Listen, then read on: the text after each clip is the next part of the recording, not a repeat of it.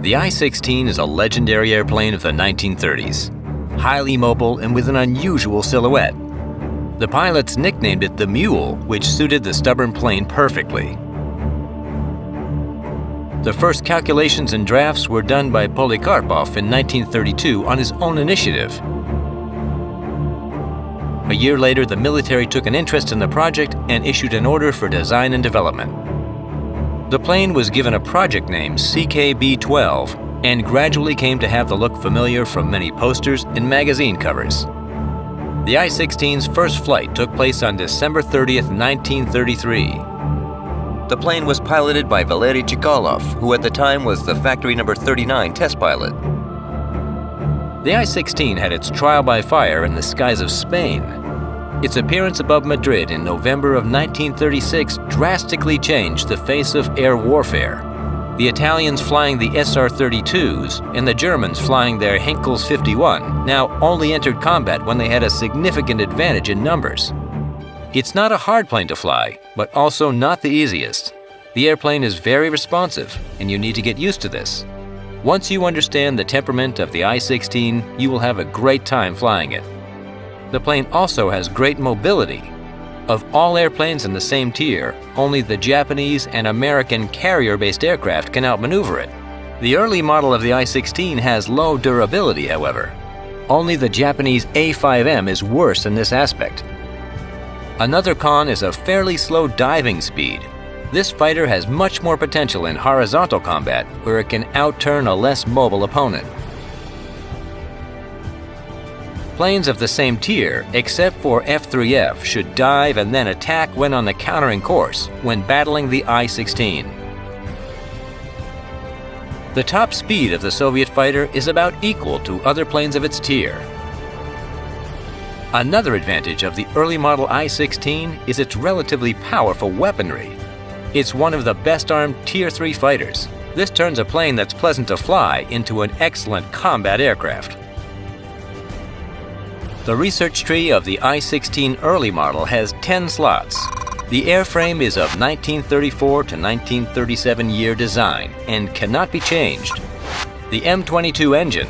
This should be changed to something more powerful. The M25A engine gives you an advantage on low altitudes. The M25V engine. This engine is not too good on low altitude, but gets better as you climb higher. This is not very useful given the plane's other parameters. 2 synchronized 7.62mm Shikass machine guns greatly increase the firepower of the aircraft. 2 wing-mounted Shikass of the same caliber, plus 2 wing-mounted 12.7mm heavy machine guns. The latter improve the firepower greatly, but add to the plane's weight, worsening its flight characteristics. You can also mount 4 RS-82 rockets. We can recommend 2 configurations. The first one is a highly mobile hunter fighter. The M25A engine, synchronized Shikass machine guns. The second one is for a less mobile but heavily armed interceptor fighter. Schwach machine guns, the M25A engine, synchronized Shikass machine guns. You should research the RS-82 rockets last. They can be used for destroying enemy heavy fighters and attack aircraft, as well as ground targets.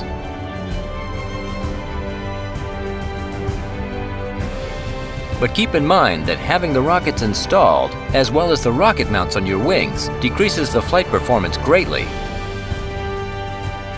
The dive speed of the early I-16 is low, so it's better to take the battle to places where the enemy can't escape you by diving.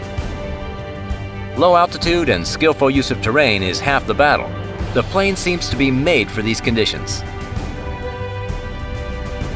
It's also possible to fight on medium altitude, below 2,000 meters. This is especially true when battling attack aircraft and heavy fighters. It doesn't make sense to climb above the 2,000 meters mark. The early I-16 will lose a lot of power compared to lower altitudes. In the start of the battle, you have several options. You can escort attack aircraft and destroy the enemy fighters that attack them, or join a group of Allied fighters.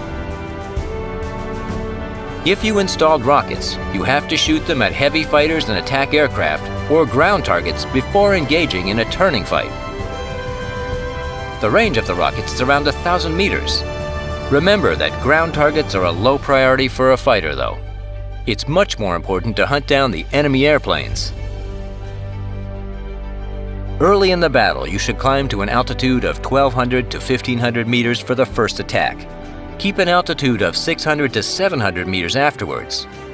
It should be more than enough for repeated attacks on enemy airplanes engaged in combat, as they usually circle near ground level.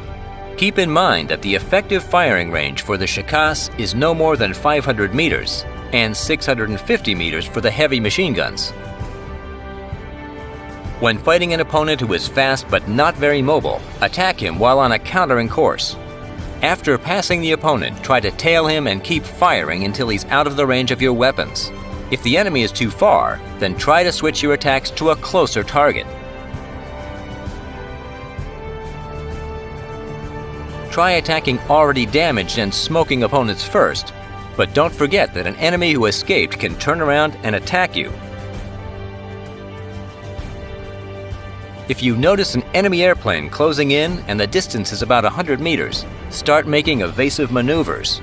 Do a barrel roll, bank hard, let the enemy pass by and follow with your own attack. If an enemy is good at maneuvering, like the biplanes for example, try a different approach. Open the distance until there is at least 700 to 800 meters between you, then turn around and attack on a converging course. Try to destroy the opponent with one powerful burst. If you fail, try again.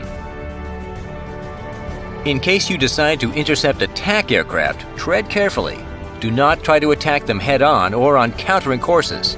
It is also dangerous to tail them or to circle around them. The rear gunner can easily shoot down your I-16. Try to attack these opponents from the sides or from below. Do not try to engage in combat with several attack aircraft at the same time. You can't evade the fire of several rear gunners at once. And remember that you should never attack heavy fighters, attack aircraft, and higher-tier planes head-on. The I-16 has very low durability. One well-aimed burst can send your plane to the hangar. However, if you get a good position, your attacks can cause a lot of trouble, even for a higher-tiered opponent. A flight of several I-16 can act as a good defense for Allied attack aircraft. You can easily provide cover for your larger comrades. Although a flight can consist of different fighters of the same tier, try to pick ones with a similar playstyle. The temperament of the I-16 has been captured well in World of Warplanes. This is a stubborn but very good airplane. Everyone can enjoy the charm of this fine aircraft. Just try it and take it for a few flights.